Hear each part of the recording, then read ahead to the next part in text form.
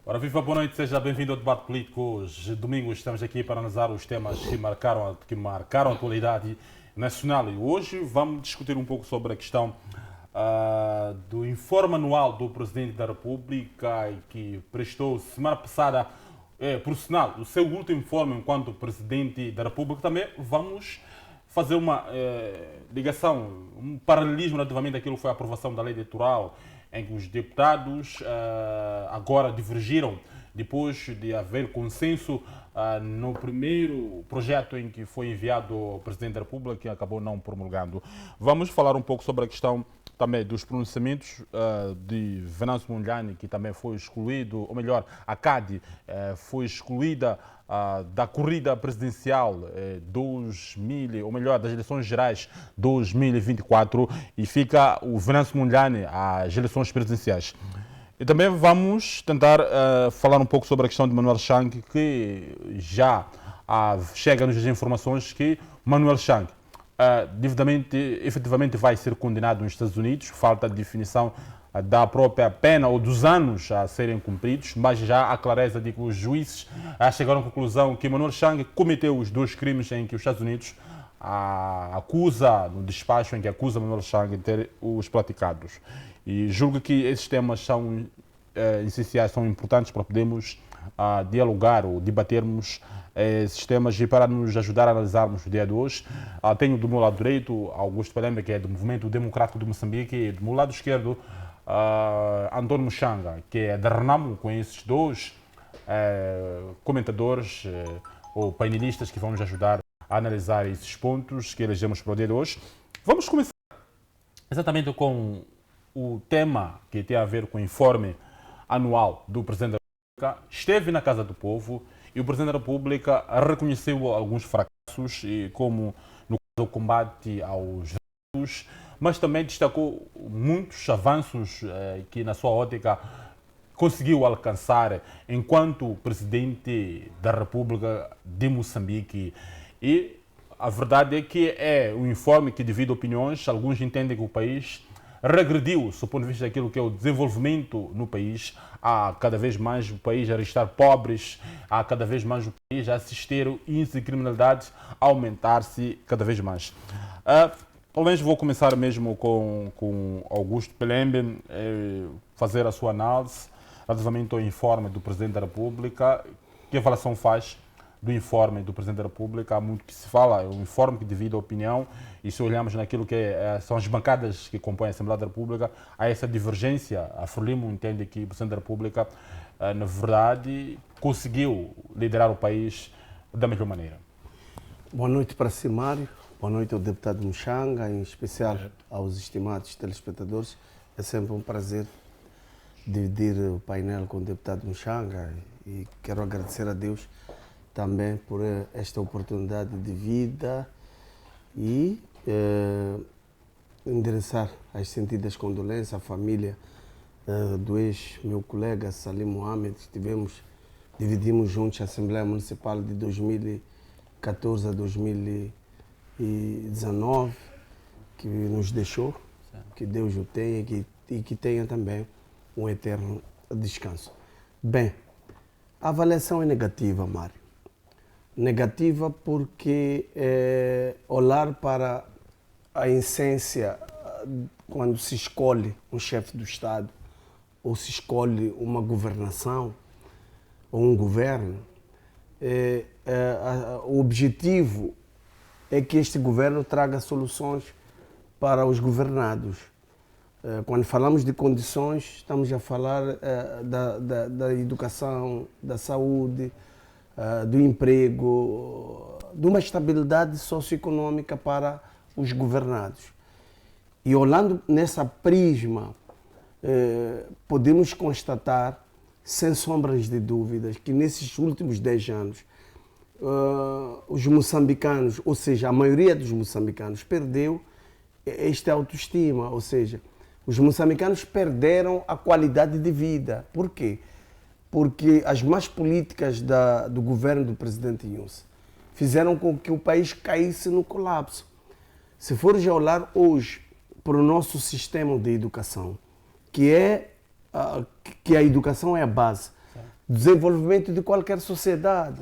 Não podemos ter uma sociedade evoluída se não temos uma educação com qualidade. Agora, vamos olhar para o nosso sistema de educação hoje. Está um desastre. Por quê?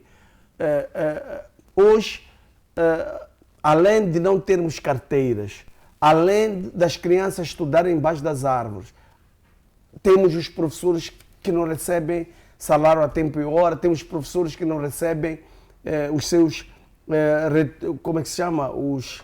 As horas extras. Ou seja, além das condições precárias que os estudantes vão às escolas, os nossos professores estão desmotivados e a política do Ministério da Educação também é uma política falhada, porque nesses últimos anos muda-se os conteúdos a lecionar e o livro escolar chega tarde nas escolas. Inclusive este ano, o livro da segunda classe ainda não chegou.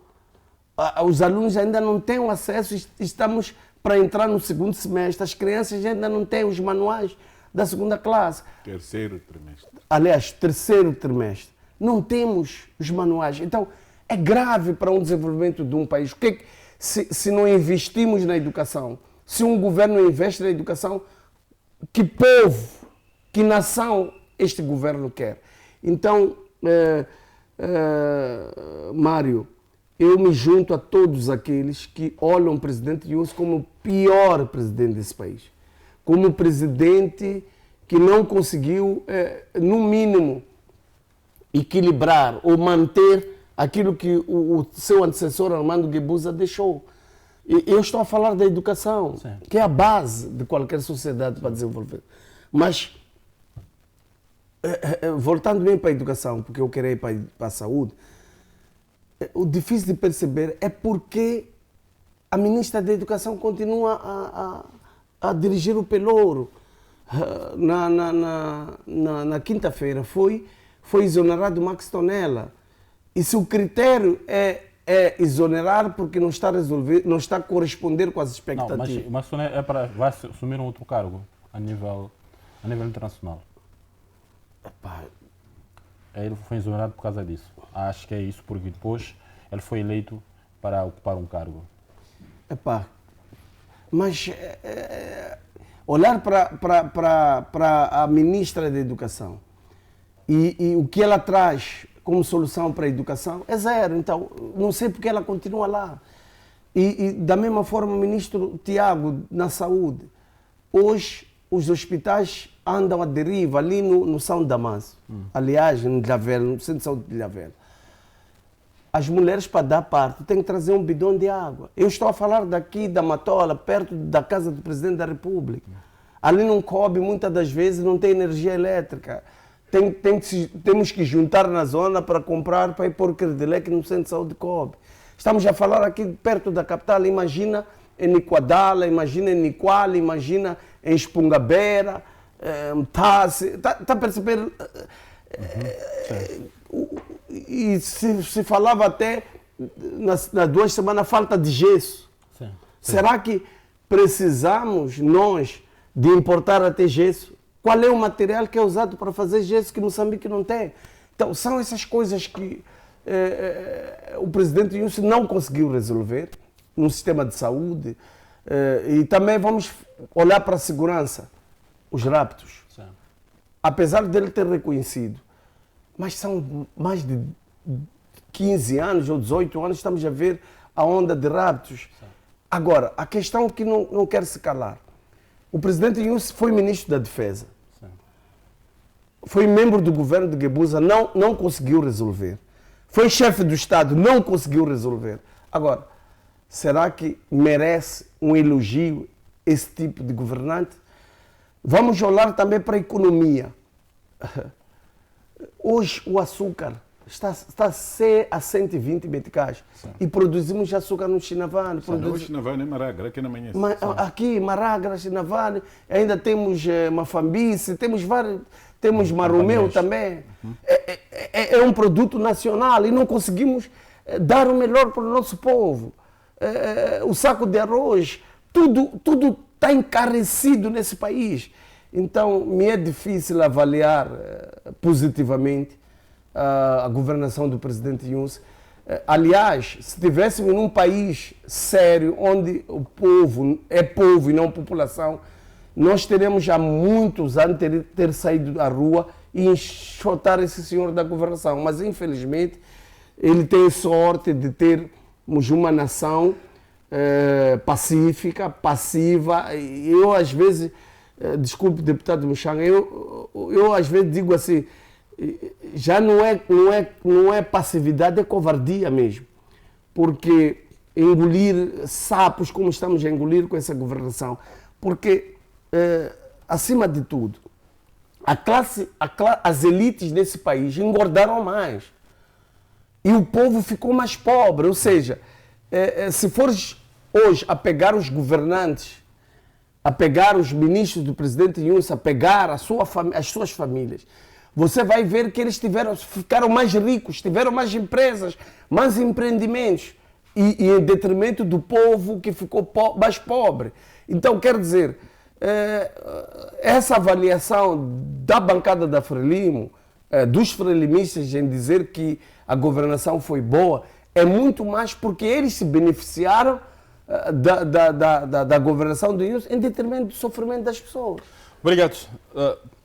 António Mushanga, esta questão, a governação, os 10 anos da governação Filipe Santo Yunus, há muita coisa que aconteceu, mas há muita coisa boa, digamos, estamos a falar de infraestruturas, por exemplo, os tribunais foram construídos, mas também há muita coisa que se fala, por exemplo, há muitos estudos também dizem que há degradação, o Moçambique nos últimos 10 anos degradou-se cada vez mais do ponto de vista de economia, há cada vez mais pobres no país, sem querer falar dos raptos que já viram um festival na cidade de Maputo e a qualquer momento estão a raptar alguém. E isso de alguma forma vai afastar aquilo que é a comunidade empresarial. Temos mais de 100 tal empresários raptados no país, o que isso não é bom para a própria economia. E temos a própria saúde, a própria educação, temos os erros que nós vivemos nos manuais e que ninguém diz nada, a ministra nunca diz nada, o próprio presidente nunca diz nada. Como é que olha os 10 anos de Filipe Santo Yunus no país? Muito obrigado. Primeiro quero saudar a vós, ao povo moçambicano e todos os internautas que nos assistem e agradecer a Deus pela proteção em vida que tem nos proporcionado, apresentar sentimentos de pesar à família Mazuzi pela partida do Domingos Simeu Mazuzi Júnior, vulgarmente conhecido por Salim Mohamed, que o nome que eu conheço, que vovô Maria lhe deu quando nasceu, era de Domingos Simeu Mazuzi Júnior, porque ele é xará do marido de vovô Maria, pai dele. Okay. E nascido na cidade de Xaixai, no bairro Cocamissau, ali próximo da Escola Industrial e Comercial 7 de Setembro, e cresceu a comer pão da Casa Farinha, que é uma das melhores padarias lá de Xaixai. E também quero apresentar sentimento de pesar à família Langa pela partida na noite de sábado para domingo do jovem Walter Arlindo e Joel Langa e rogar que Deus acolha a alma dos finados para o paraíso. Tenho uma questão prévia, que foram os 88 anos do Domingos Matias Jongwane, vulgarmente conhecido por os Dominguane. Exato. No fim de semana, os Dominguane completou 88 anos. Sim. E tivemos uma vergonha do aparecimento do Partido Frelimo em casa dos Dominguane. Esta prática vem se consubstanciando desde que o Comite ficou presidente do município de Maputo. Há 20 anos que a Frelimo passa a vida a fazer isso. Quando chega o dia do aniversário dos Dominguane, em cada quinquênio, a Frelimo organiza-se, vai à casa dos Dominguane, vai lançar uma mentira. O Comite foi lá, prometeu uma casa aos Dominguane. Fez o primeiro mandato, não deu casa. O Simango foi, no seu primeiro mandato, prometer terrenos de Dominguane. Primeiro façam a casa que vocês prometeram. Acabou saindo, nem casa, nem telhão, nem pedra, nem nada. As duas esposas dos Dominguane, nomeadamente Paulina e Delfina, morreram a saber que a Frelimo está lhes dever casa. A Frelimo volta a ir à casa dos Dominguane para, mais uma vez, ir fazer essa vergonha. Mas a pior que cometeram agora é que chegaram lá, serviram muita bebida a muita gente que eles traziam. Xidemungwane é um homem que precisa de assistência médica. Nós estamos a contribuir dinheiro para comprar medicamento para Xidemungwane. Tem que se ajudar a ele pela emenda, porque tem muitos netos e é um homem muito bom, não consegue comer, deixar os netos e bisnetos. Em vez da Frelimo juntar esse dinheiro para dar às pessoas que cuidam dos Xidemungwane, a Frelimo foi demonstrar que é possante, tem tanto dinheiro para andar a distribuir bebida às pessoas, à frente de um doente. Eu penso que esta prática é condenável e porque o Razak, o pai dele, foi Nazareno é a minha igreja, espero que esteja a me ouvir e tem que deixar de se juntar a essas práticas, são práticas satânicas e estão nos a envergonhar. E quero apelar mesmo para que paremos de usar o sofrimento dos pobres para a propaganda política com um exibicionismo superior à do Florindo. Obrigado. Então, o ponto. Em relação ao ponto que me colocas, eu estive na Assembleia da República, vi o presidente Inhosse a falar. Lamentavelmente, o presidente Inhosse nem pareceu moçambicano ao abordar de ânimo leve a questão dos sequestros dos empresários. Esta questão de sequestro de empresários, hoje diz-se que são de origem asiática, mas mais dias, menos dias, os sequestros serão entre moçambicanos de gema até.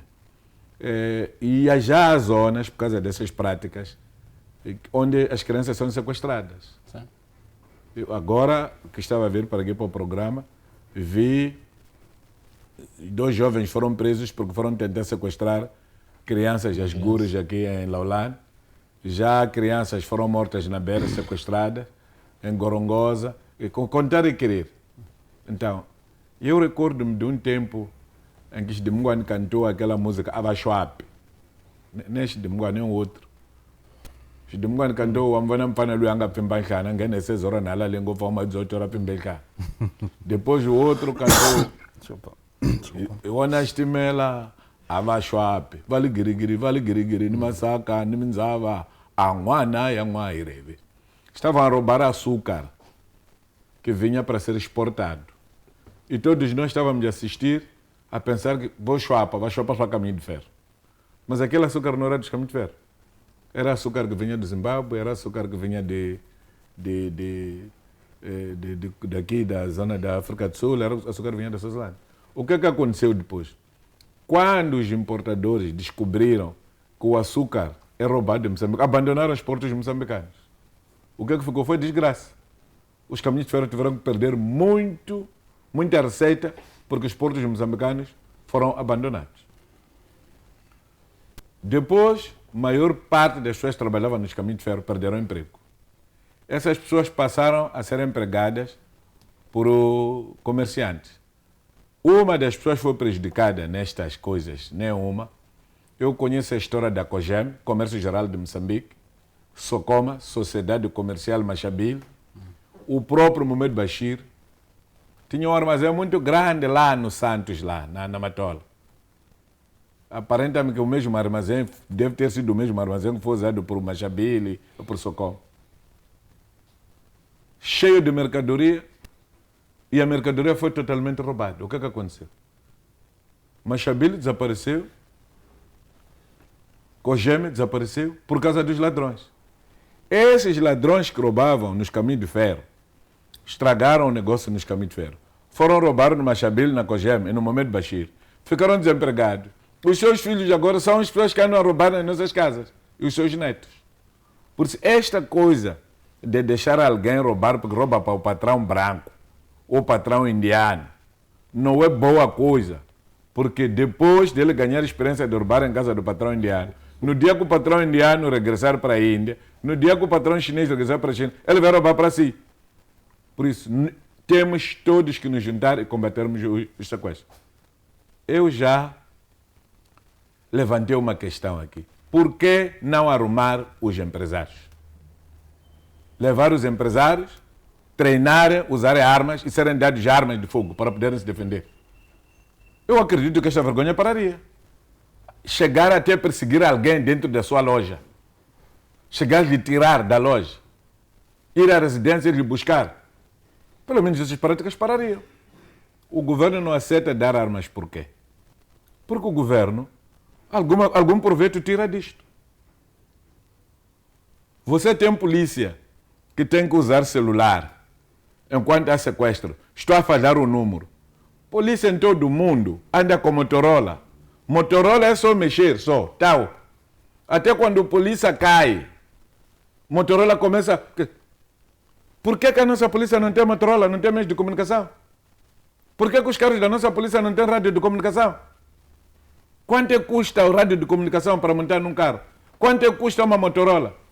Você apanha 4 crianças, essas recentemente formadas, com 2 que têm a KM, ou uma com a KM. Este último empresário que foi sequestrado, conta-me alguém que é testemunha, que estava um policial a mais ou menos 50 metros. Quando disseram, está a ver aquilo, saiu a correr, disse que vou buscar os meus colegas lá que têm arma. Os sequestradores estão à espera dele. Os sequestradores estão a carregar a pessoa, vão para o norte, ele está a correr para o sul.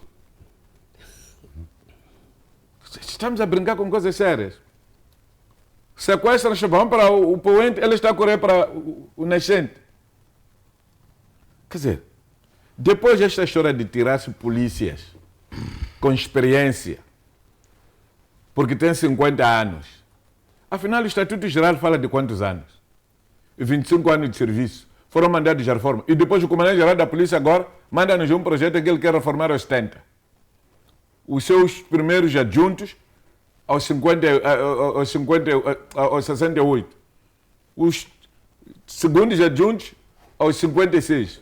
Os terceiros adjuntos aos 54. Depois o último grupo aos 52. Agora o resto aos 62. O resto é que tem que estar em conformidade com o Estatuto Geral de Funcionário do Estado. Depois desta disputa inconstitucional de trazer uma lei onde propõe uma Cernic paralela, que tem que investigar crimes de pequena monta, cuja moldura penal vai até 5 anos. O Código Penal já disse o que é crime de pequena monta.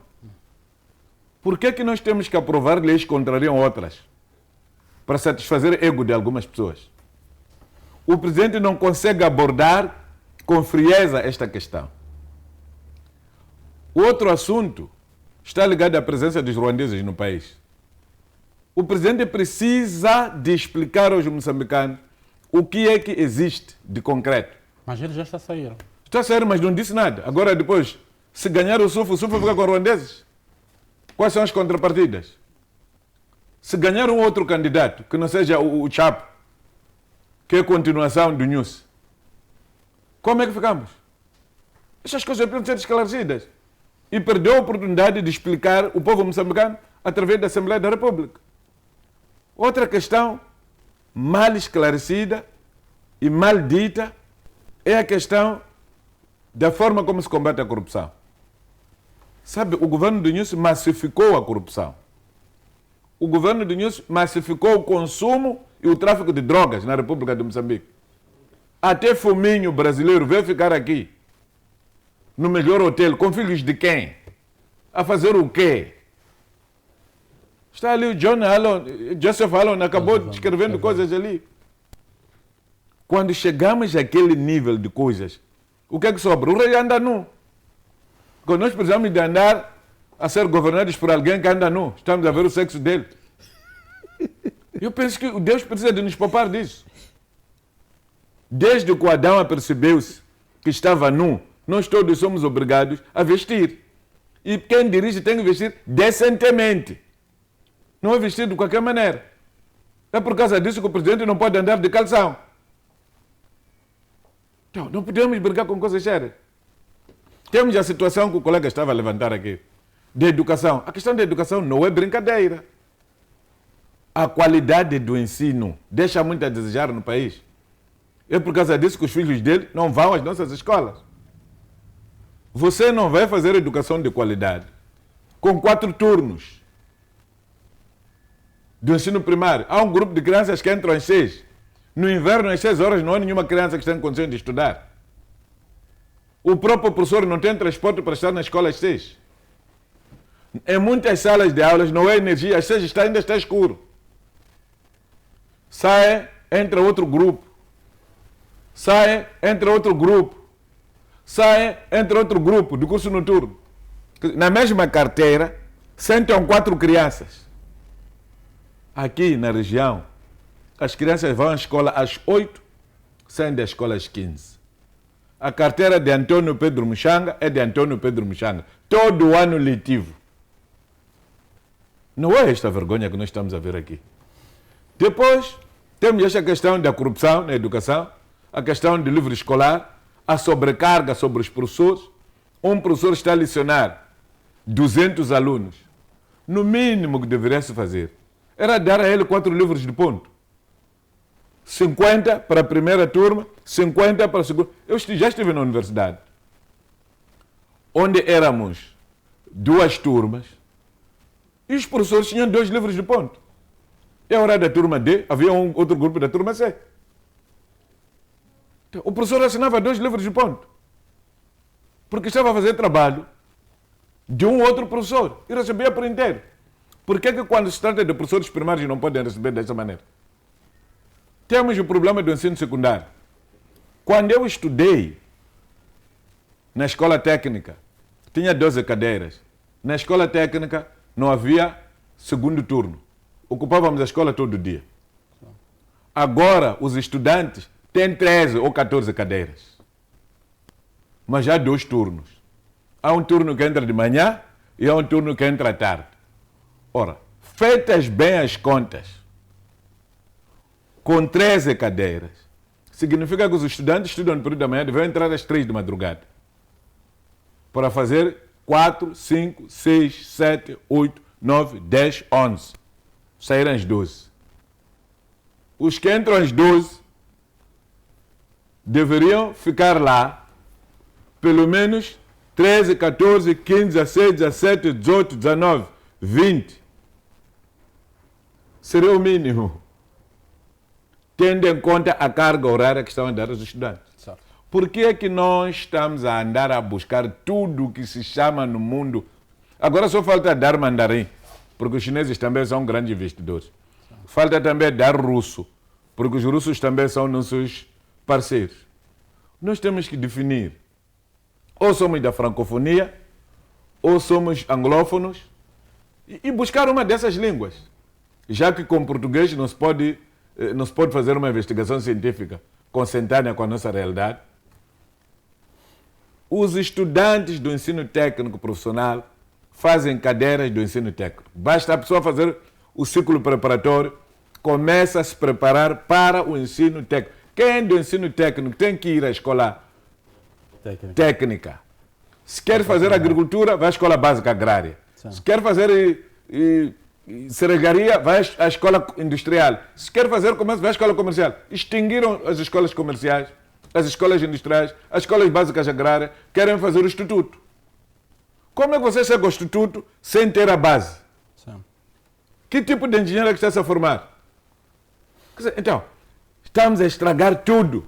Depois, saímos daí, vamos às próprias Forças Armadas. Desordem, roubos de dinheiro, falta de comida, indisciplina, de tal sorte que os moçambicanos preferem estar com ruandeses do que estarem com seus próprios filhos. Os ruandeses nunca se espancaram com os moçambicanos de Cabo Delgado. Mas os moçambicanos já se confrontaram várias vezes, acabaram sendo mortos agora em Macomê. Onde é que estamos a ir? Então, falou aqui dos tribunais. Eu sou deputado. Eu não aprovei nenhum dinheiro para construir um tribunal a cada distrito. Ele diz que é a iniciativa dele. Todas as iniciativas do presidente estão no plano quinquenal do governo. Programa quinquenal. E depois, que é materializado através do plano econômico e social. Os trabalhos do plano econômico e social, quem realiza é o governo, não é o tribunal judicial. Aquelas obras quem faz é uma magistrada. E eu conheço, com receitas dos cofres, do cofre dos tribunais. Não é este dinheiro gerido a partir do Ministério das Finanças, não. É cofre dos tribunais. O presidente Correio diz que é a iniciativa dele. Senhor, as suas iniciativas estão no plano quinquenal. Obrigado. Deixa-me te dizer. Isto aqui é aquela coisa de ir tanguelar, trepar carro do outro, depois arranjar vara, bater os outros que querem subir no mesmo carro. Agora andou a falar de energia para todos. Diz que é a iniciativa dele. Todo mundo tem aquele programa ali. Aquele programa é da JDMs. Não é iniciativa do News e energia para todos. Agora tem essa coisa de saneamento, fezes fecais, que também é um programa, diz que é um programa dele, depois diz não, mas quem financiou, porque aquilo... Ele próprio acaba se baragando, não consegue dizer coisa com coisa, para dizer que a mentira tem pernas curtas. Esta informação deste ano foi a pior informação que o Nyusi apresentou na República de Moçambique. Nem conseguiu estruturar, pelo menos saber estruturar a questão dele. Sim. Estruturar no sentido de que ele devia ter sabido, por exemplo, pegar nas áreas sociais.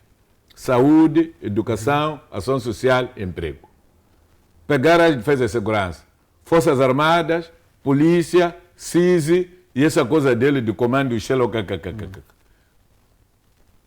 Setores econômicos. Indústria e energia, comércio, meio ambiente, turismo. Quer dizer, aquilo... Desculpa, pegava aqui, saía, pegava ali, saía, pegava ali. Saía. Até eu senti pena dele, comecei a rir. Putz, esse é um problema. Depois, você tem que criar problema para resolver problema. É assim mesmo. Problema alguma vez já resolveu problema. Então, para dizer que, efetivamente, o presidente Nyusi não conseguiu trazer nada de novo. É verdade que ele vale-se da Covid-19, vale-se dos ciclones, mas qualquer pessoa que governa sabe dessas coisas. Erdogan teve terremoto, mas não adiou eleições. Obrigado. E está a reabilitar a Turquia a uma velocidade de espantar. Então, nós temos tudo para as coisas correrem bem. O importante é o presidente parar de se meter em tudo. E esta coisa de andar a inaugurar até cozinhas que envergonham. E só faltou inaugurar o cemitério de Mchafutene. É a única entidade que foi discriminada, não sei porquê. Obrigado, deputado Mchang. Augusto Palamba, há uma questão que o presidente colocou também relativamente aos raptos. Diz que um jeito de inquietação, de uma reclamação, que provavelmente o problema dos raptos também quer dizer que os que são raptados também de alguma forma colaboram. Ele diz que não. Os que são raptados depois não dão informação à polícia, às autoridades para poder investigar. Mas é uma situação em que este é um crime organizado bem sofisticado. Alguns dizem que já tentaram, ao pegar a chamada, ao ligar para a esquadra, o raptor já lhe liga que não faça isso, a chamada que efetuou agora, não vale a pena fazer essa chamada. Mas a pessoa efetuou a chamada sozinho ou sozinha, em casa, sem ninguém. Mas ele vai receber a chamada que efetuou para a própria polícia a reclamar, a expor aquele problema, e esses malfeitores já ligam para ele, que nós sabemos que você efetuou a chamada, a hora X, para o comandante X. Isso não vai te valer a pena. E o presidente traz essa abordagem, até que põe essa abordagem do presidente, ela é consentânea, olhando para a realidade, de que não, aqueles que são raptados não colaboram. Numa situação em que o crime organizado quase controlam tudo.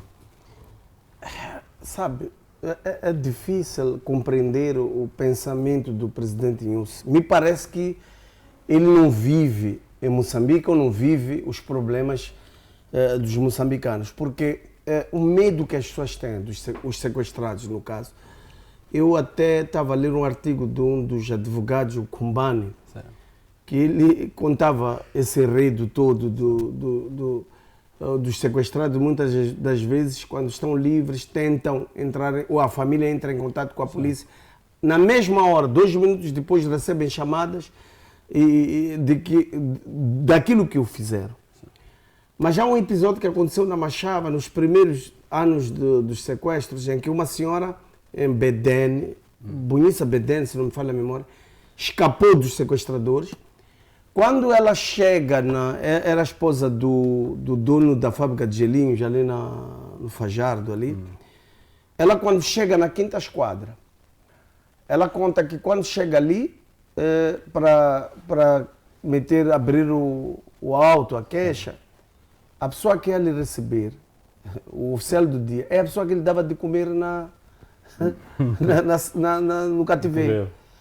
Então ela diz para o marido, saíram dali, sem medo de errar, saíram dali direto para o aeroporto. Ela disse para o marido, é aquele. O marido levou ela diretamente para... Compraram um avião a caminharem para o aeroporto. Aliás, o bilhete. Direto para Durban, porque viu que estava a queixar no sequestrador. Então, não, quer dizer, é queixar o porco ou o javali, ou exatamente. Sim. Você é atacado por porco e vai queixar no javali.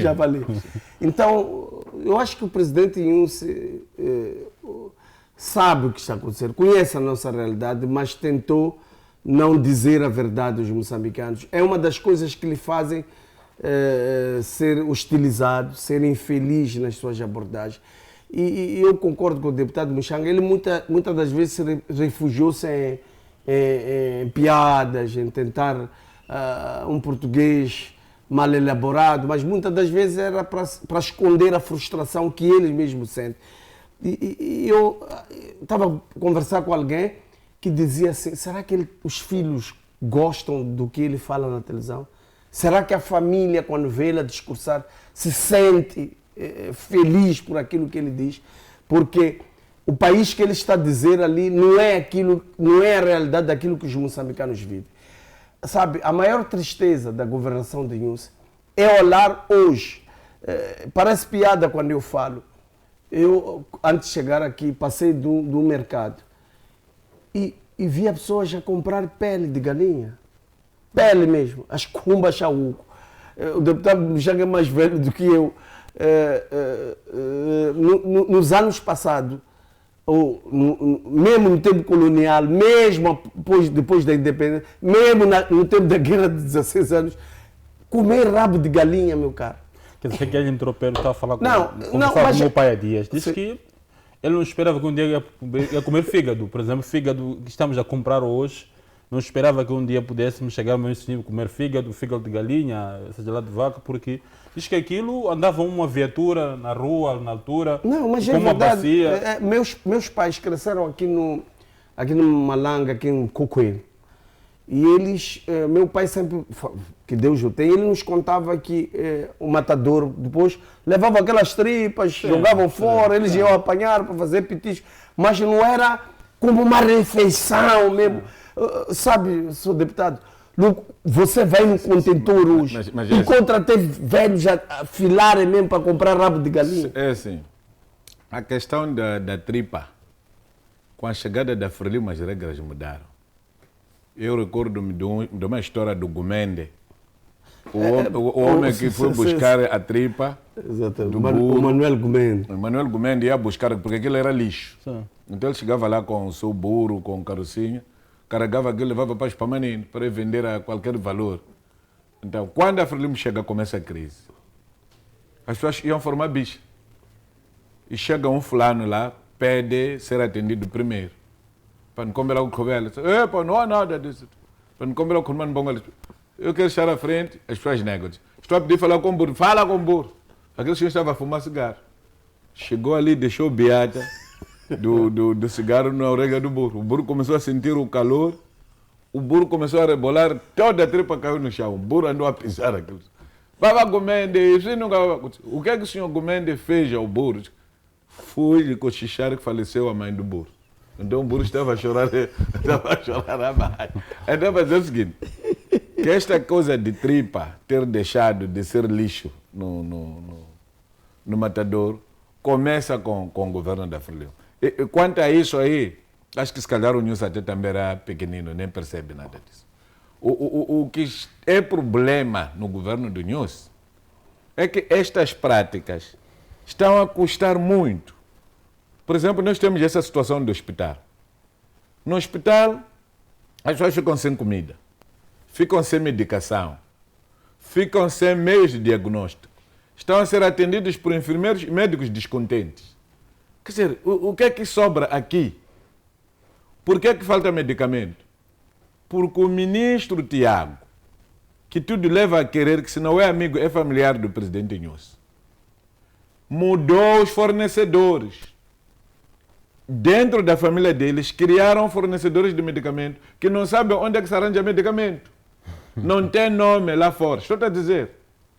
Estão a dever. Por que mudaram dos antigos fornecedores? Porque estão a dever a eles muito dinheiro.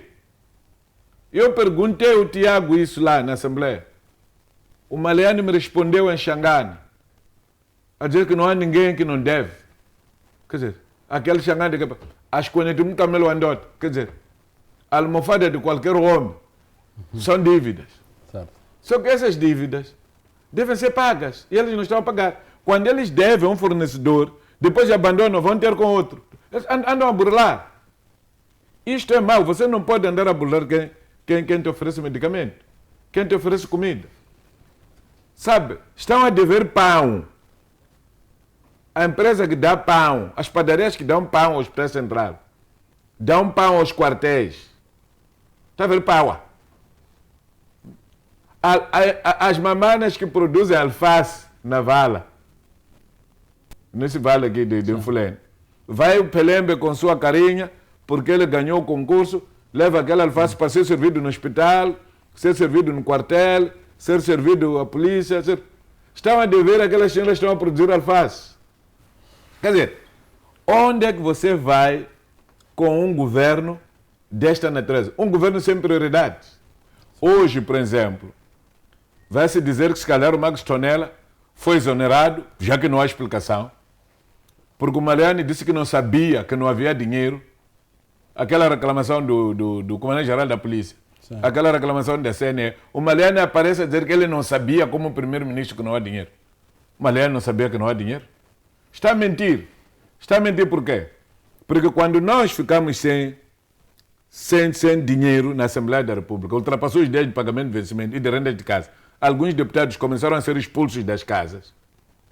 Falamos com o Maleano. O Maleano assumiu que o Tesouro não tinha dinheiro. Quem tinha que dar essa informação? E onde é que o Max ia inventar dinheiro para dar à CNE e arranjar dinheiro para dar o STAI? Então, nós temos que parar de brincar com a vida dos outros. Cada qual tem que assumir a sua responsabilidade. Se eu sair de casa, não deixei dinheiro para comida, não deixei dinheiro para comprar lenha, não devo dizer aos meus filhos que o problema da fome na vossa casa é vossa mãe que não tem juízo. Porque isso é instigar confusão nas casas. Espero sinceramente que o Max Tonela não tenha sido exonerado por causa disso. Também não tenha sido exonerado por ter tentado pôr ordem em algumas empresas onde eles têm negócios sujos. Porque há jogos muito sujos dentro do governo moçambicano, feitos por familiares de altos dirigentes do Estado. Aquele relatório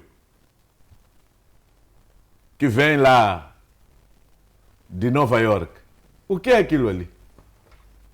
Vergonha. Aquele branco ali que foi testemunhar contra Manuel Chang não pode mentir porque não conhece aquelas pessoas todas. Que ele disse, depositou dinheiro para este, para fazer isto, aquilo calhar até com o documento. Até Manuel Chang chegar a calar. Não vale a pena contra fatos no argumento. Então, para dizer que o governo do presidente Nunes foi o pior governo. As pessoas compravam açúcar, conforme dizia o Pelé, a 30 meticais, agora compram a 120. Gasolina e gasóleo estava a menos de 35 meticais, agora está quase a 100 meticais. Agora, deixa-me dizer, nem todas as pessoas receberam um tsu. Porque as empresas privadas não pagaram tsu. Sim. Enquanto nós estamos a dizer que os funcionários do Estado dobraram, porque saíram de 4,5 para 9, há pessoas que estão ainda com 4,5. Sim. Há pessoas que nem 2,5 têm. Porque a maior parte das pessoas na República de Moçambique não tem emprego formal. Agora, o governo tem que pensar onde é que vai comer essa gente toda, antes de tomar estas medidas populistas que andam aqui. Obrigado. Talvez ainda tenha algo por acrescentar. Sim, disse tudo o deputado Muxanga, mas o essencial da governação do presidente Nunes é o sofrimento dos moçambicanos. Nós sofremos mais na governação do presidente Nunes do que na governação dos outros presidentes. E há há uma tentativa clara, na minha opinião, de dependência externa, de justificar o fracasso da governação do presidente Nilson, porque o Ocidente, os doadores fecharam as torneiras por causa das dívidas ocultas, ou ora por causa da Covid-19. Mas, se comparar com outros países do mundo fora, há países que desenvolveram no mesmo período, com as mesmas dificuldades, com os mesmos problemas que Moçambique enfrentou. Agora, não desenvolveram porque alguém fechou as portas, desenvolveram porque as suas políticas são políticas acertadas. E há uma coisa que eu não concordo também nessa coisa de apoio internacional. Será que é justo, 49 anos, com os recursos que nós temos, com um país que foi abençoado por Deus, com tantas praias, tantos locais para turismo? Moçambique é um dos maiores paraísos do mundo para se desenvolver. Ainda dependemos de ajuda externa para comprar livros escolares? Não faz sentido. Por isso que somos obrigados a colocar homem a beijar homem, mulher a beijar mulher em livros. Porque tudo temos que... até para colocar um furo de água temos que pedir ajuda internacional. E se for já ver hoje, comparando com o Burkina Faso, esses novos líderes de Mali, eu acho que é Burkina Faso e outro país que me foge, até cortaram relações com vários países, a França, por exemplo. E eu acho que Burkina Faso criou o seu Banco Nacional na semana passada. Então, quer dizer, quem consegue usar dos seus recursos para o benefício do seu próprio país, consegue superar esses pequenos problemas, até do livro. Tem que ir à Combela para patrocinar e para fabricar um livro, temos que esperar um doador mandar dinheiro para fazer o livro. Come on, pô. Peraí, eu vi uma cena do encarregado de educação a desabafar. Foi chamado para a escola para receber material escolar. Sabe o que foi receber? Foi um lápis e um afiador. Foi ficar todo o dia na escola. E essas coisas... Não está a dramatizar mesmo. Estou a dizer... Não, mas é verdade. É assim, quando eu estudei minha primeira pré em 73, 74. Levei por aí, deixei e fui fazer outra pré. E depois vim fazer a quarta classe em 78. Claramente eu estive na primeira classe em 75, 76, segunda, 77, terceira, 78, quarta classe. Havia caixa escolar, mesmo desde o tempo colonial. As crianças pobres, nas missões, aqueles que não podiam pagar matrícula, porque o ensino era obrigatório. Aquilo era recortar, bater para ir à escola. Recebiam livros lá na escola. Aqueles que eram pobres. Você está num país que não tem recursos, está a massificar a distribuição de livro gratuito. Eu sou deputado, será que não tenho dinheiro para comprar livro para o meu filho? O Pelembe é membro da Assembleia Municipal, não tem dinheiro para comprar o livro para os filhos dele. Você é jornalista, não tem dinheiro para comprar livros para os seus filhos. Por que eles massificaram? Eles deveriam ter identificado dentro das escolas quais são as crianças que não têm condições de comprar o quê? O livro escolar. Essas crianças, sim senhor, deviam receber o livro gratuito. O resto de pais encarregados de educação tinham que comprar livros. Quiseram massificar. O resultado qual é que é? É este. Só um estúpido é que pode fazer isto. Você não tem boi. Só tem um cabrito para fazer casamento. E vai convidar 200 convidados. Estava bem com as copas chaué, estava rocote. O problema é a imitação. Há coisas que não se pode imitar. Esta coisa de saúde. Há pessoas que não precisam de comprar aspirina do medical. Cada pessoa deve chegar no hospital e declarar se está em condições ou não e pagar o preço real do medicamento, porque ele tem dinheiro. Estaria a participar para ajudar aqueles que não têm. Porque foi ver um sistema em que o medicamento é gratuito para todos. Mesmo os dedos são iguais. Os dedos da mão são iguais. Então, esta situação de fazer distribuição gratuita de tudo que existe está a castigar as camadas mais vulneráveis. Porque aquele que tem, que consegue andar sozinho, ainda vai buscar o pouco que devia aumentar aquele que não tem. Então, esta, para mim, é a política, é a primeira questão da política social errada. Bolsa de estudo. Bolsa de estudo não pode se dar a filho de quem tem. Quem tem que pagar o custo do estudo do seu filho. Eu recordo, quem são as pessoas que, na sua maioria, foram para Cuba? Eram filhos de pessoas pobres. As pessoas que tinham não aceitaram que os seus filhos fossem para o sítio não conheciam. Mas nós agora, o próprio ministro é o primeiro a mandar o seu filho. O governador é o primeiro a mandar o seu filho. O presidente da CTA é o primeiro a mandar o seu filho. Pessoas que ganham 900 mil meticais, 2 milhões de meticais, em detrimento daquele que nem 5 mil meticais recebe. Sabe. Talvez uma questão a acrescentar não, também. eu queria acrescentar, o deputado Michanga ouviu, estava lá no Parlamento, e até há dias discutimos, um dos comentadores da Frelimo veio a levantar isso, e outros analistas do sistema vêm levantando isso, e o presidente Yunus também veio trazer isso, que a vida não melhorou porque os moçambicanos nascem muito. E eu até iria mais longe, sabes? Se ele não conseguiu resolver questões básicas no distrito, na localidade, as pessoas não têm outra coisa a fazer. Vão fazer o quê? Se não tem energia, dormem cedo, vão fazer o quê? Filhos mesmo. Se ele tivesse criado condições básicas no distrito, na localidade, indústria, desenvolvimento socioeconômico no distrito, e não faltou projeto para ele dar continuidade, porque se ele tivesse dado continuidade ao projeto dos 7 milhões que Guebuza tinha criado, que bem ou mal conseguia reter as pessoas no distrito e desenvolvia minimamente. O União se cortou e trouxe o sustenta.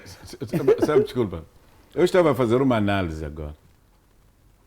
O único filho que deveria dirigir o país é o presidente da Câmara, porque é o primeiro filho dos pais.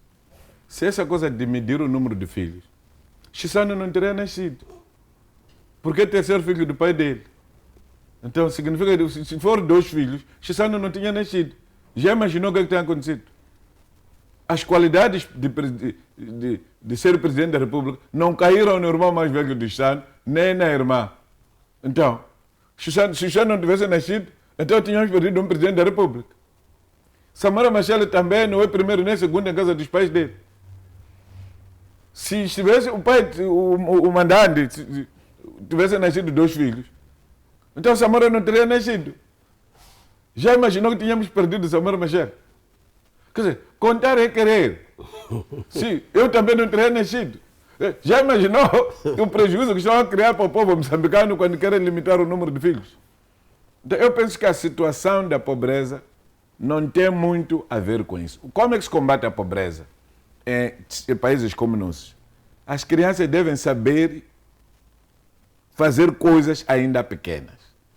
Se você tem uma criança que na 3ª classe sabe bem ler e escrever, essa criança pode ir à escola de artes e ofícios. Já sabe, pode ser carpinteiro, pode ser marceneiro, pode ser serralheiro, pode ser estufador, pode ser sapateiro.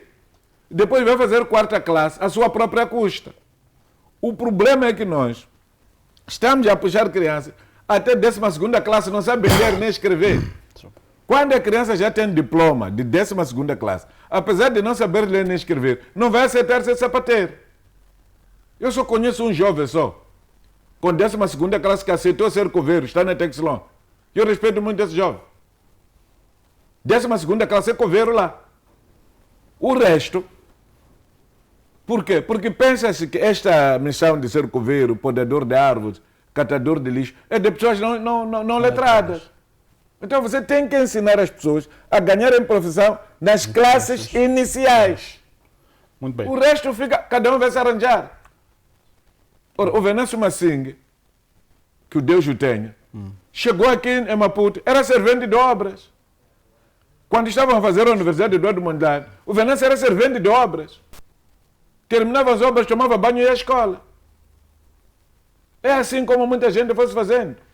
Não é a custa dos pais que muita gente chegou à universidade, que chegou ao ensino secundário. Certo. A obrigação do pai é dar o mínimo. Qual é esse mínimo? Dar o ensino primário. Obrigado. Depois disso, o filho tem que se virar. Obrigado. Augusto Pelembe, há uma questão ainda nesta situação. Vários relatórios vão trazendo que há uma degradação da tecido social no país. Mas o Presidente da República vem com outra informação.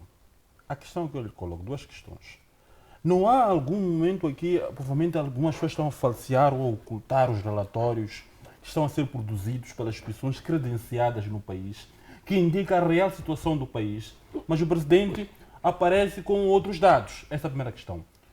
A segunda questão que eu quero saber, também trouxe a questão da vitória dos Mambas. É bem, claro, os moçambicanos nesses últimos tempos tiveram alegria, mas trouxe também como um ganho na sua governação. Se há sentido, quero saber se o Vira de si, se este ganho também poderia, faz parte da sua, merece ser enaltecido ou não para a nação. Sabe, eu quando ouço essas peripécias do presidente Youssef, eu acho que temos mais para discutir neste país do que estar a discutir essas falácias do presidente Youssef. Mas há uma coisa que até o deputado Mushanga me ajudou num dos programas que estivemos juntos, em que hoje estão a negar o relatório que a pobreza aumentou na vida dos moçambicanos, eu acho de 42% para 60% ou quase 80% de pobreza em Moçambique. E o presidente Youssef não aceita esse relatório. Mas refugia-se porque esse relatório não foi feito pela estatística. Mas é a mesma estatística que ele hoje quer chamar para justificar que o outro relatório não funciona. A mesma estatística quando em Gaza, disse que o número que a CNE estava a trazer não existia porque aquele número só poderia acontecer em 2040. Como disse o deputado Mushanga, o Rosário Fernandes, porque foi o rosto da estatística, foi considerado capim alto e foi cortado.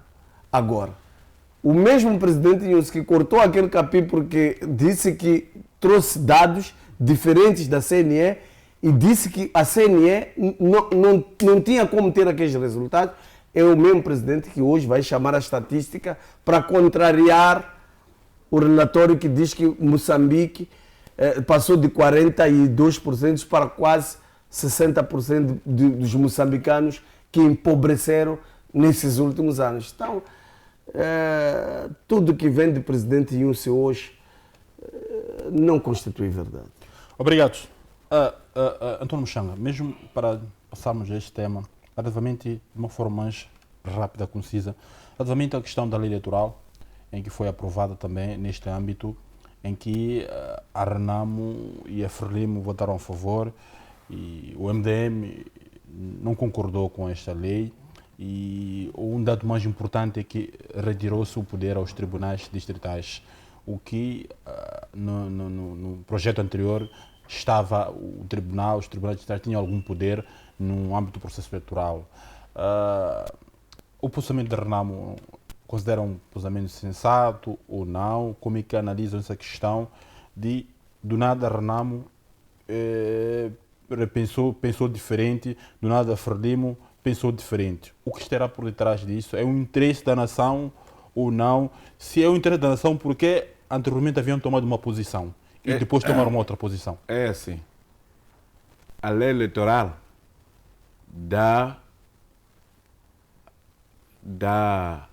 aliás, a Constituição dá o poder de validar e proclamar os resultados eleitorais ao Conselho Constitucional. Sim.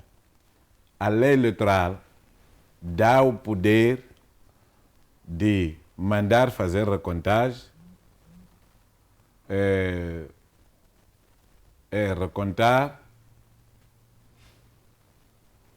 anular e mandar repetir eleições. Sim.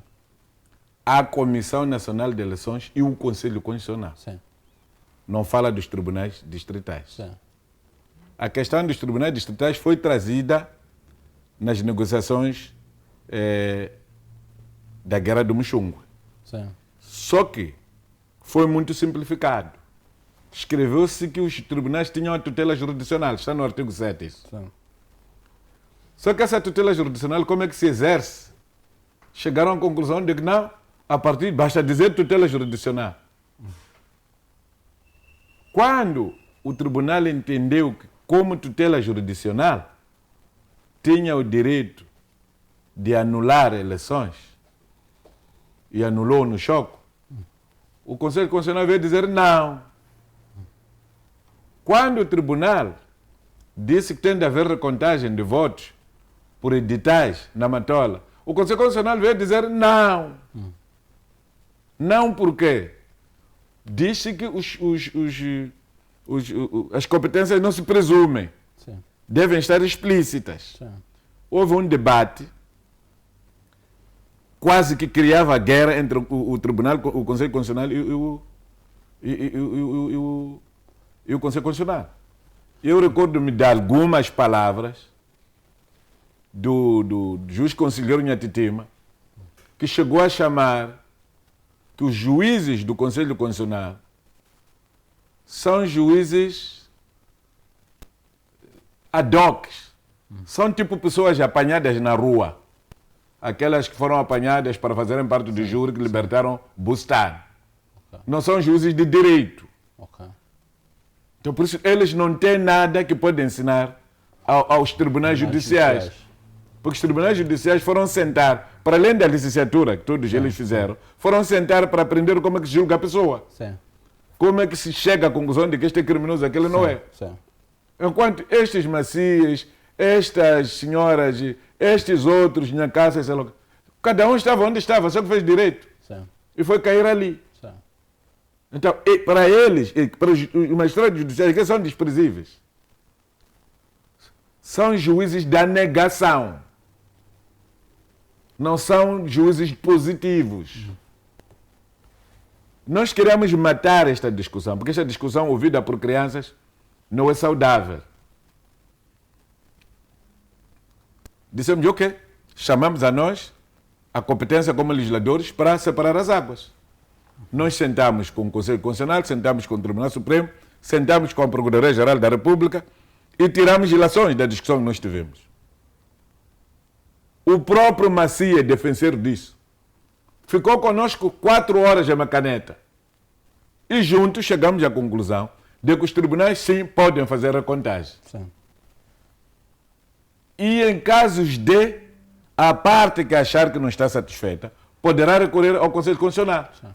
Porque o Conselho Constitucional é instância de recurso. Sim. Não pode ser primeira e última instância. Sim. Só que, como para se ganhar eleições, em algum momento o Conselho Constitucional entra em jogo, e porque parte deles eram os professores da fraude antes de estarem no Conselho Constitucional, ainda não abandonaram essas práticas. De dia estão no Conselho Constitucional, à noite estão nos comitês da Frelimo a ensinar pessoas como é que se rouba votos. Então foi muito pesado. Aquilo é igual a quê? Foi igual a chamar o ladrão para vir gradear a casa onde costuma roubar. Já imaginou o pânico que o ladrão tem? O ladrão é capaz de dizer que não é energia hoje, porque ele aproveitar a noite para vir roubar. Ou pode chegar a encostar a grade, não fixar, porque ainda quer roubar. Então, o grande dilema que nós temos são os ladrões que a Frelimo foi desmontar no Conselho Constitucional, que sempre ajudaram a roubar votos. Então, por que nós recuamos? Sim. Porque não há recurso contra as decisões do Conselho Constitucional. Okay.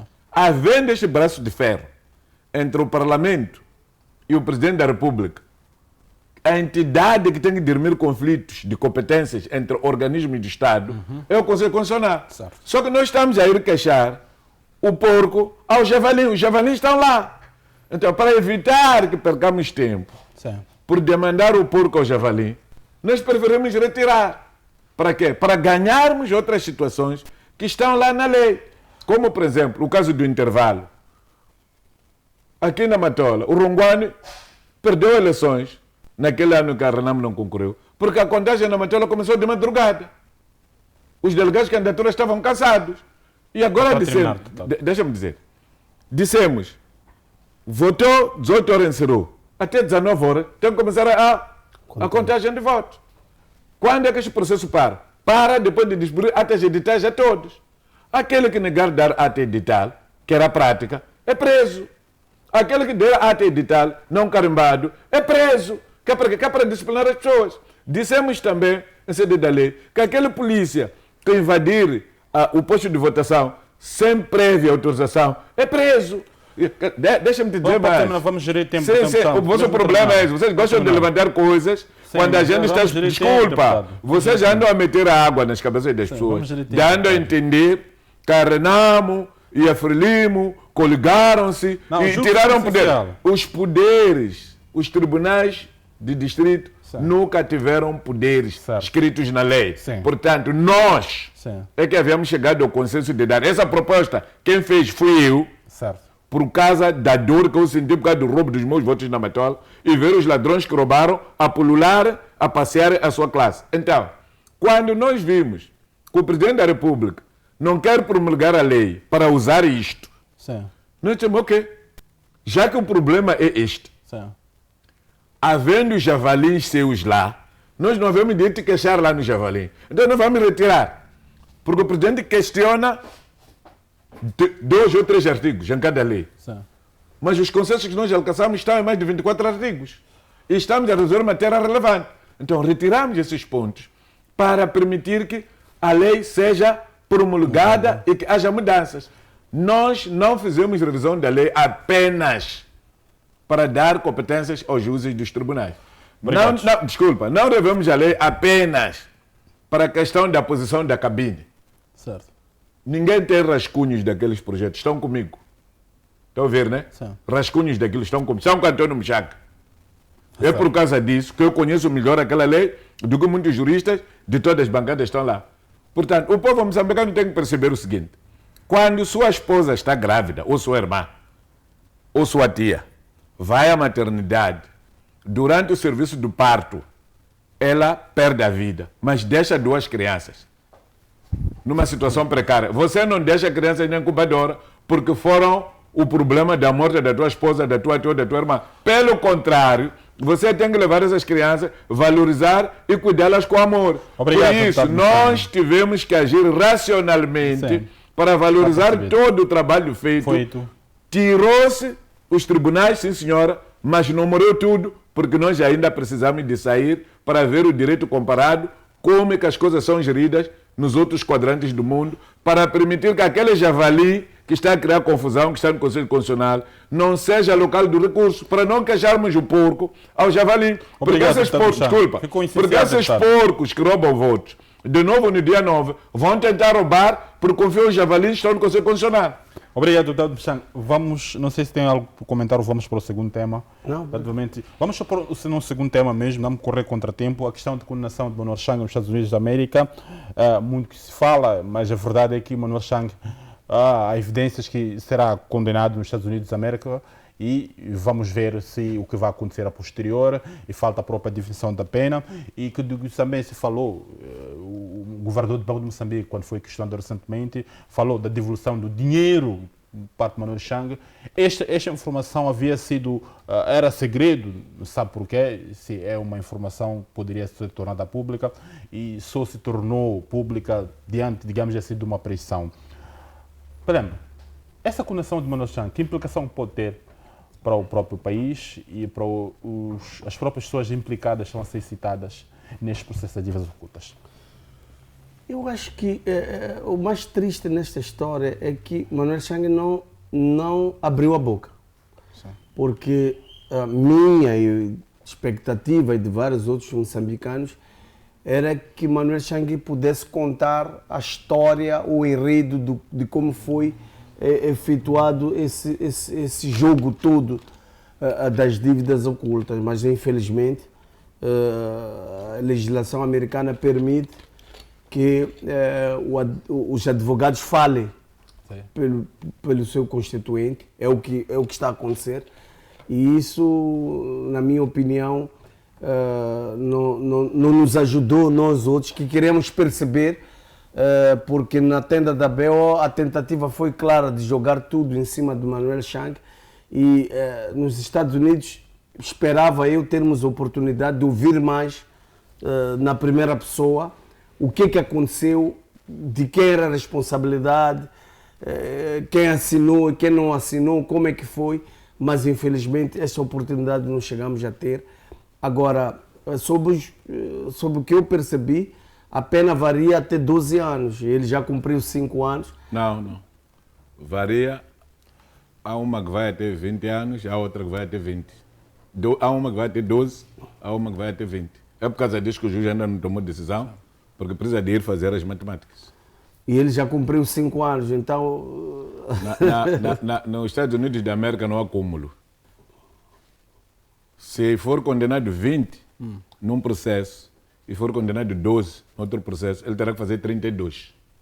Então, havendo a possibilidade de causar metade, são 32 a dividir por 2 dá 16. 16 menos 5, então significa que ele ficou com 11. Então, mas o mais triste, na minha opinião, foi ele não falar para nós, como moçambicanos, percebermos com exatidão o que aconteceu. Mas também fiquei preocupado porque o Banco de Moçambique, porque consta que os 7 milhões foram devolvidos em 2019 por uma empresa chamada Interauto. Então, o porquê de se esconder? Aliás, o julgamento ocorreu em 2020. Sim, pera. O Banco de Moçambique é fiel depositário. O fiel depositário não tem a obrigação de andar a dizer que hoje recebi coisas do fulano. O dinheiro foi depositado pela Procuradoria-Geral da República. Sim. O processo ainda não fechou. Esta informação sai por quê? Porque a Procuradoria-Geral da República e o Ministério das Finanças queriam dar a entender que a estratégia deles de arrastar o processo em Londres funcionou por causa daquela questão de que a Privinvest foi condenada a pagar 1 bilhão e sei lá o que dólar. Então, é quando sai essa história. Convencidos que iam influenciar as cabeças dos americanos para rapidamente Manuel Chang voltar para casa porque comportou-se bem, já devolveu o dinheiro. Mas se nós formos efetivamente a cavar quem são os sócios da Interauto, há um ministro que está a passear aí que também deve recolher. Como é que Manuel Chang rouba e ele é quem fica a pagar as dívidas de Manuel Chang? Manuel Chang é sócio ou não da Interauto? Porque nós fomos obrigados a ir buscar carros na Interauto.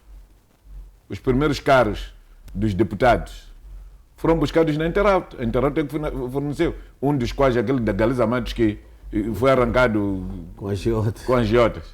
Quer dizer, então, há muita coisa aqui, mas o que valeu deste julgamento de Manuel Chang é que, apesar dele ter calado, a verdade saiu. Por que ele tomou a decisão de calar? Foi por causa da qualidade do testemunha que andava lá, que conhece todo o jogo. Porque aquele senhor disse: eu estive em Maputo, estive no Hotel X, falei com fulano, Manuel Chang disse: eu não vi, não, você não vê, você mandou Exaltina. Exaltina Lucas falou comigo em sua representação, na qualidade de diretor nacional do Tesouro. Mas ele diz mais: estes fizeram uma empresa no sítio X, cujo documento é este, Privivest Moçambique, os sócios é fulano de tal, é fulano de tal, é fulano de tal, é fulano de tal. Está lá o nome do presidente Guebuza, do seu filho, do Gregório Leão, do Rosário, está o próprio Chang, sei lá o projeto imobiliário. O tal projeto imobiliário que queriam usar para destruir toda a zona militar. Não recorda dessa história? Lembro. Eu recordo-me ter discutido isso na reunião do Conselho do Estado. Foi no dia que o Marcelino dos Santos me deu mal.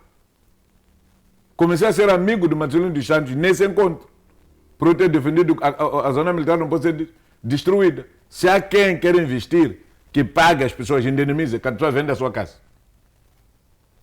Então, estes senhores são brincalhões. Eu estou minimamente satisfeito, porque de Tsuri de Ngati de Lava, de Humite, a verdade que nós queríamos saiu. Manuel Chang, se tivesse aberto boca lá, teria dito que é isso que lhe mandou. Mas olha, na relação de governação, não há nenhum ministro que é subordinado do outro ministro. Os ministros são subordinados do primeiro-ministro. Mas, na essência, são verdadeiramente subordinados do chefe do governo.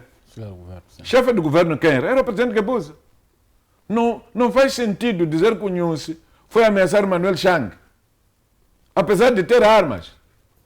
O que o Manuel Chang devia ter feito era ir ter com o presidente da República, dizer que o teu ministro da Defesa está na minha casa, está a me ameaçar. O teu diretor-geral do CISI está na minha casa, está a me ameaçar. Vocês alguma vez tomaram conhecimento disso?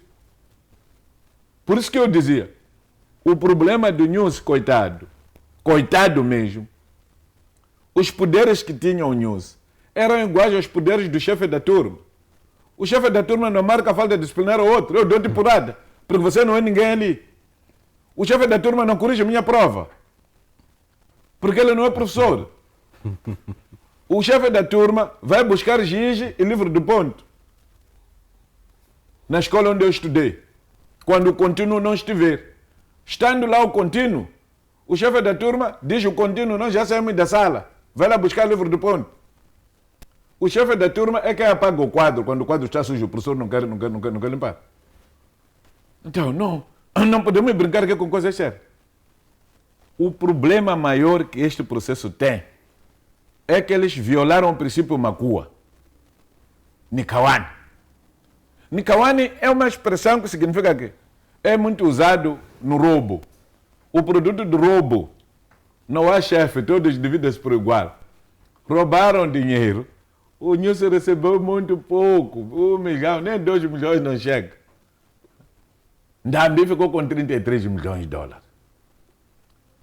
Tandani que só estava a passar 8 milhões de dólares. Nhangumele que estava de passagem 8, meu não dá 4. E depois ele começa a ver, afinal quem é chefe aqui? E ele sabe falar uma coisa porque viveu muito em Nampula. Aliás, a casa dele é muito peixe também. O jogo ali partiu de Nikawani. Os advogados do grupo do presidente Guebuza pensavam que quando Manuel Chang andar a dizer que é Nhusi, o Nhusi vai orientar a procuradoria para retirar o processo. Mas isso não funciona. Porque dizer que é Nhusi que me ameaçou, é Nhusi. Como é que você prova que o Nhusi te ameaçou? Sim. Aquele branco foi provar com papéis, está aqui. Nós mandamos transferir dinheiro, este tem tanto. Dinheiro deste foi via fulano, dinheiro daquele foi via fulano, foi depositado no banco X, quem depositou fulano de tal. Aquela informação é a mesma informação que o Bustan deu. É a mesma informação que o Skandar Safa mora a dizer lá na Inglaterra. Então, a verdade pelo menos saiu. Nós ficamos a saber quem são as verdadeiras faces.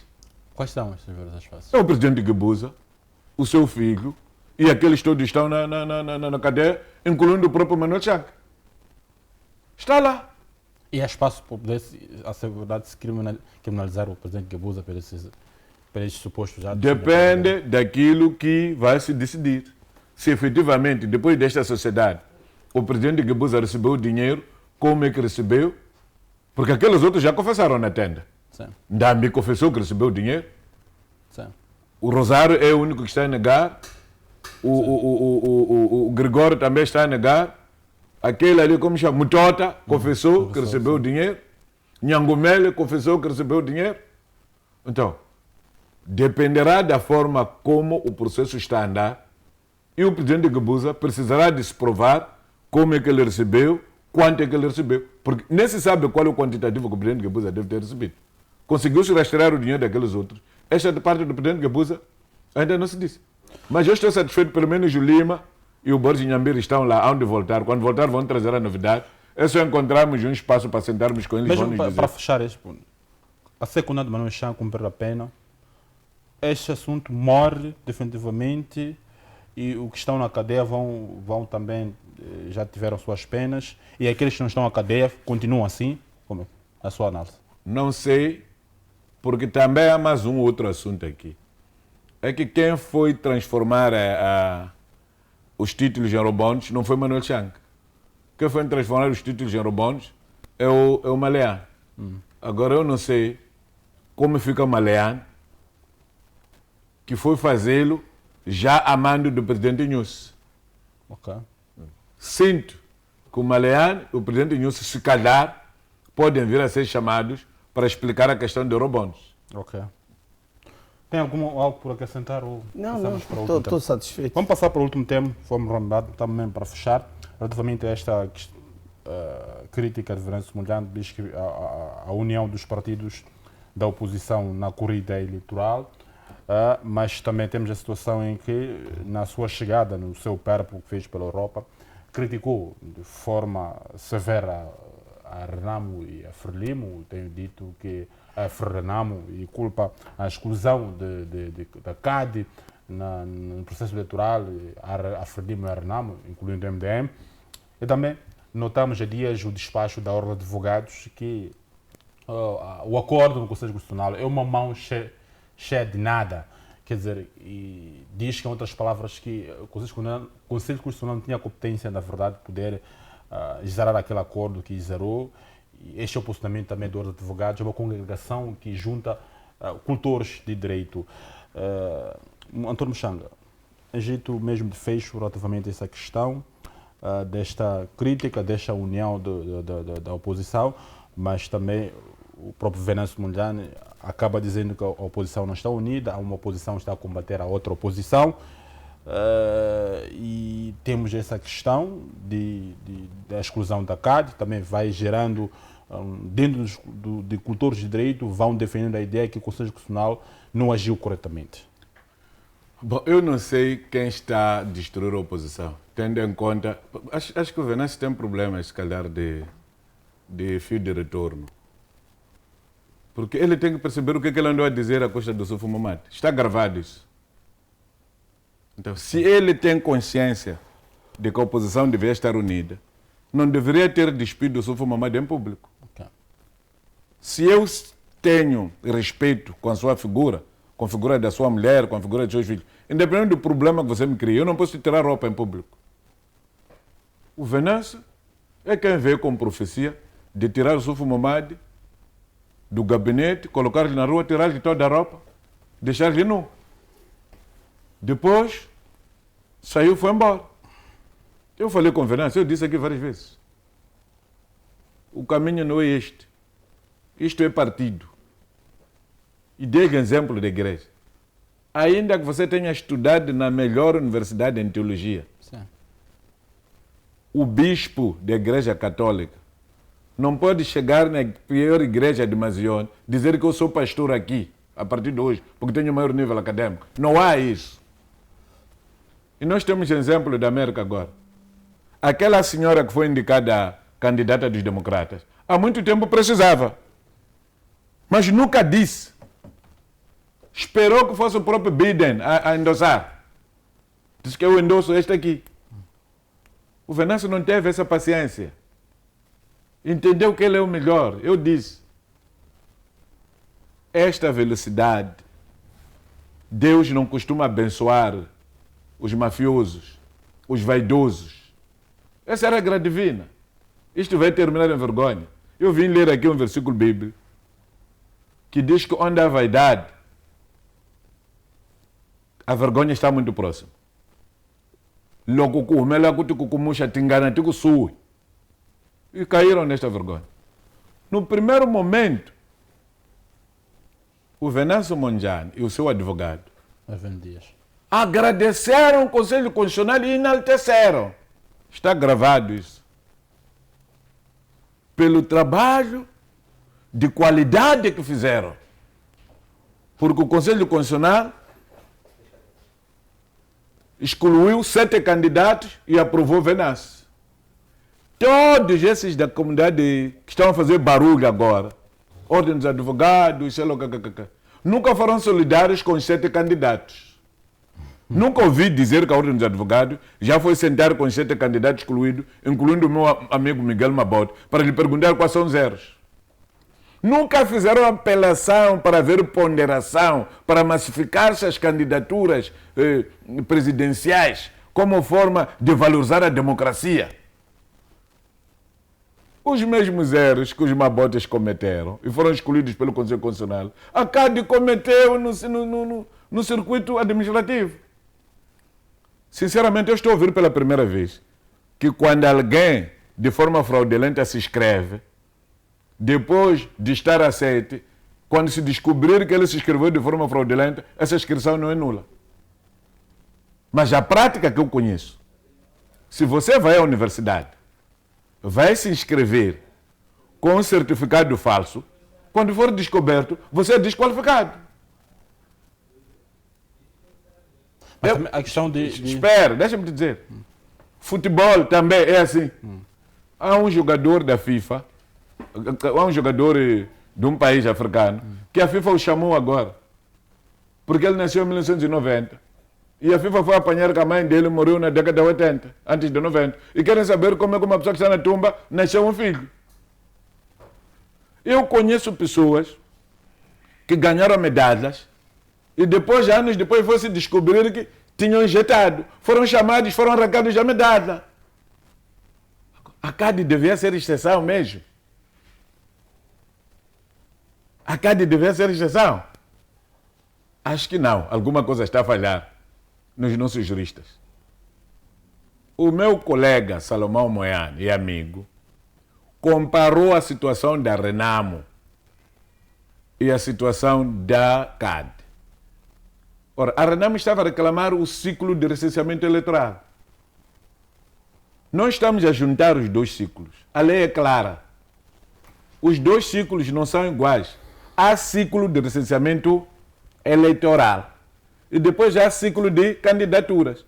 No passado, o recenseamento eleitoral era feito anualmente. Até a lei diz isso. Porque imagine que agora haja uma situação que nos obrigue a fazer referendo. Ou haja uma situação que nos obrigue a fazer intercalares. Haja uma situação que o Presidente da República se demite. Nós, em 90 dias ou 120, temos que fazer novas eleições. Como é que você faz novas eleições? Deixando as pessoas que foram completando anos com direito ao voto até aquela data. Então, nós devemos ter recenseamento anualmente, que é o que todos os países do mundo fazem. A qualquer momento, você quer a lista das pessoas com idade eleitoral ativa, é só imprimir. Então, o ciclo de recenseamento eleitoral é diferente do ciclo de candidaturas. A Renamo falhou porque deixou o ciclo de recenseamento eleitoral acontecer, validaram-se os resultados do recenseamento eleitoral, depois de validação, é quando a Renamo foi meter a sua reclamação. O Conselho Constitucional pergunta, os dados foram aprovados pelas comissões distritais. A Renamo tem membros lá. O que é que disseram os membros da Renamo? Aprovaram. Depois passou para a Assembleia, a Comissão Provincial. Foram aprovados pela Comissão Provincial de Eleições. Estavam lá elementos da Renamo. O que é que fizeram? Aprovaram. Depois, quando chegam no Maputo, é quando são aprovados. Maputo tem capacidade de conhecer as pessoas do Ruvumo a Maputo. Então, para dizer que uma coisa não tem nada a ver com a outra. Quando alguém... Só fazer um paralelismo, Antônio Muxanga. Há a questão que se coloca, mesmo no Conselho Constitucional, a quando da questão da Gaza, toma um posicionamento diferente. Não, era recenseamento. Recenseamento é regulado por uma lei diferente da lei de candidaturas. Aqui... A questão é que apresentou-se, interposto um recurso, depois de ter sido validado aqueles dados, e o Conselho Constitucional disse que não havia condições de poder apreciar aqueles dados, porque já houve uma... Deixa-me te dizer uma coisa. Sim. O que aconteceu com o CADE foi o seguinte. Sim. O CADE faz o convênio Sim. de coligação. Sim. No Brasil, por exemplo, o convênio de coligação vale para 2 anos. Sim. Você fez convênio em 2023, é válido até 2024. Já não vale para 2025. Sim. CADE fez o convênio em 2018 ou 2019, 18, 19. Foi 18 para participar das eleições. 2019. Estas eleições é outro ciclo. Deviam ter feito o convênio com clareza de que vale para que eleições? Vale para eleições autárquicas? Vale para eleições provinciais? Ou vale para eleições gerais? Estes dados, CADE só faz depois de ter se registrado na Comissão Nacional de Eleições. Quando deveria ter feito antes. Foram ver a data do tal convênio. A lei diz que depois de até 15 dias, está vendo, né? Até 15 dias depois do convênio, você tem que mandar averbar. Eles não foram averbar. É tipo aquela história de casamento tradicional. Se você faz casamento tradicional, tem um prazo para ir averbar na conservatória. Sim. Se você deixa aquele prazo passar, esse casamento não vale. Ainda que o líder religioso tenha te dado certidão, ou o líder comunitário tenha te dado a certidão. Então, CADE caiu nesta. E os juristas sabem muito bem disso. Só que há um objetivo qualquer que eles querem tentar ajudar. A história de uma mão que lava a outra, se calhar para duas lavarem a cara. E quem sabe, se calhar o espírito de profecia também pode estar os atrapalhar. Não, mas um grupo de advogados, quer dizer, todo pode estar enganado. O presidente Stano estava nos a dizer antes de ontem que nem sempre a maioria tem razão. O fato das pessoas serem muitas não lhes dá razão. Agora, eu não quero me confrontar com advogados, é por causa disso, quando começou a história de que os tribunais não podem, sei lá, e era motivo para se recusar toda a lei, eu disse, vamos tirar os tribunais. Que é para quê? Que é para tirar tapete, as pessoas querem obstruir. Cada advogado tem o seu canto. Eu conheço pessoas aqui que batiam com o pé, que o NUNC era o maior beneficiário das dívidas ocultas. Os documentos vão vir de Nova Iorque agora, estão a dizer que não. Quem tem maior fatia é a família Guebuza. Obrigado. Não, desculpa. Então eu espero que os advogados voltem a pedir desculpa. Obrigado. A sua apreciação. Esta máxima de que o governo soberano, a oposição também está a degladiar-se e que a queda da CADE é mesmo a culpa da RENAM, Movimento Democrático de Moçambique, é o que juntou-se e chamou de Frelimo. E destacou mais a RENAM e a Frelimo, que fez de tudo para abater a CADE. E também a expulsamento da Ordem dos Advogados, que de alguma forma vai dar razão àquilo que vai contrariar as decisões do Conselho Constitucional. A sua análise mesmo para fechar. Bem, eu não vou falar muito sobre isso, porque já se discutiu bastante. O que mais interessa hoje é discutirmos o que é que Moçambique deve ser após 9 de outubro. Estamos já a nos distrair muito, Sim. A discutir Venâncio, CADE, e a decisão já foi tomada e é irreversível. Sim. Eu acho que temos que avançar para frente. A lição que fica aqui, que muitos moçambicanos devem também entender a luta dos partidos políticos. Machaquém Desportivo são vizinhos, Sr. Deputado. São vizinhos. E depois mas quando começa o campeonato são adversários. Não, o Atlético de Madrid e Real Madrid estão na mesma cidade. Exato, mas quando começa o campeonato são adversários. E isso é o que às vezes muitos de nós não estamos a pensar, estamos a achar que é normal. Se o objetivo é comum, a RENAM, o MDM, a CADE vão a Frelimo e outros partidos vão ao campeonato. Antes do campeonato começar, podem ser amigos, podem ser, mas quando depois vão lutar pelo mesmo objetivo, já no campeonato, no game, no campo, já são adversários. Então, eu acho que todos nós temos que ter consciência disso e estar claro. E todo adversário vai se aproveitar das suas fragilidades. O que não deves fazer é ter fragilidades. E a CADE teve suas fragilidades.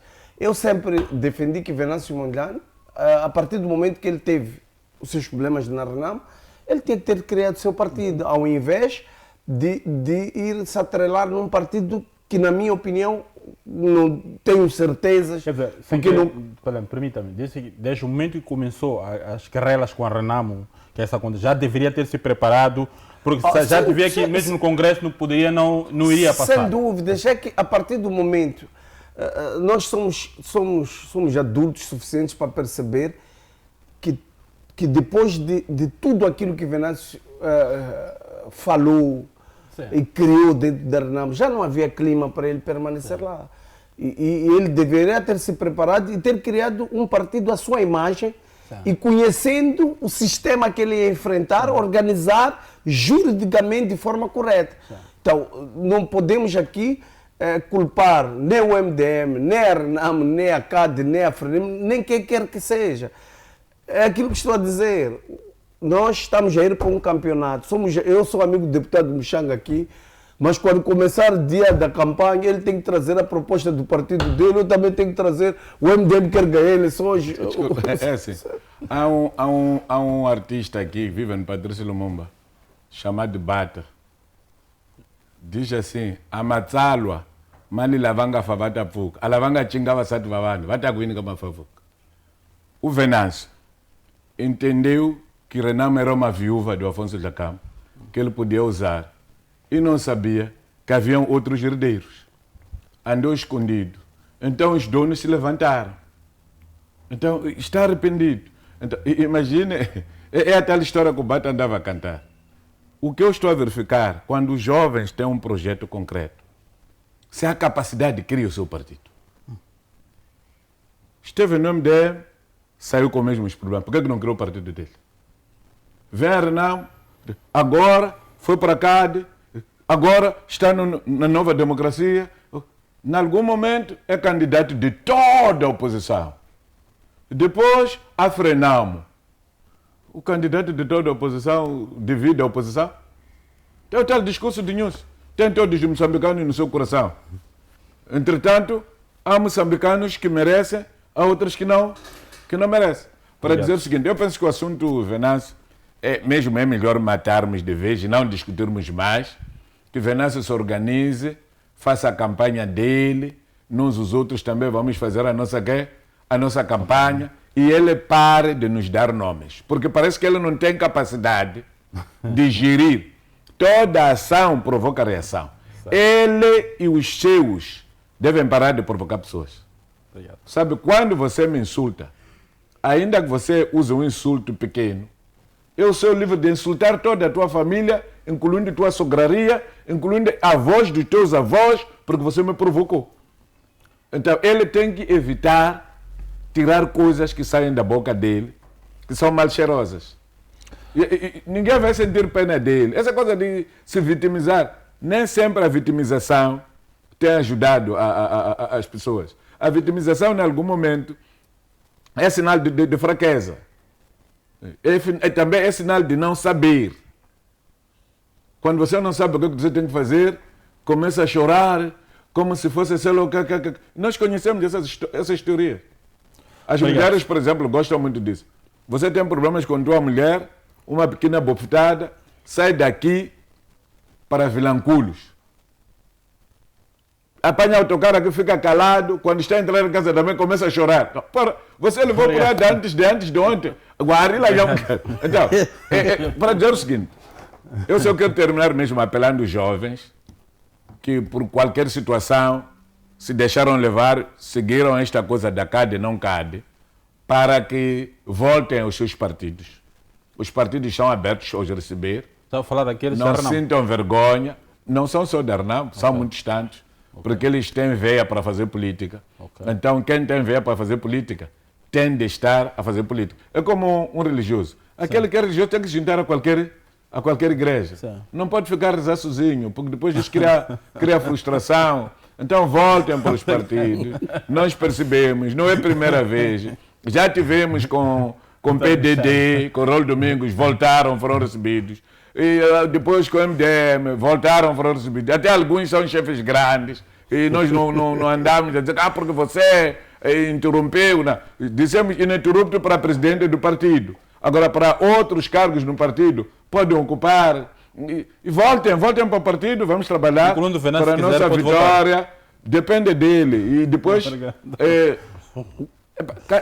cada pessoa escolhe o que quer. Eu, por exemplo, eu escolhi Renan. Com altas ou baixas, eu estou com a Renan. Agora, eu não aprendi a praticar a prostituição política. Essa veia ainda não entrou. Deputado Muxanga, obrigado pela sua presença. Augusto Pelé, muito obrigado pela sua presença. Nós tivemos, de facto, a debater hoje a questão dos temas que elegimos para debatermos, nomeadamente a questão do informe do Presidente da República, também a questão do Manuel Chang, também discutimos um pouco relativamente à questão do processamento do Venâncio Mondlane, que pede a união dos partidos políticos, mas em contrapartida também vai catalogando alguns, principalmente a Renamo e a Frelimo, que entenderam que formaram um complô para derrubar a CAD. E desta forma colocamos o ponto final da presente edição, com a promessa de voltarmos no próximo domingo com mais temas que marcam a atualidade nacional. A todos que nos acompanharam, um feliz domingo, boa noite, até à próxima.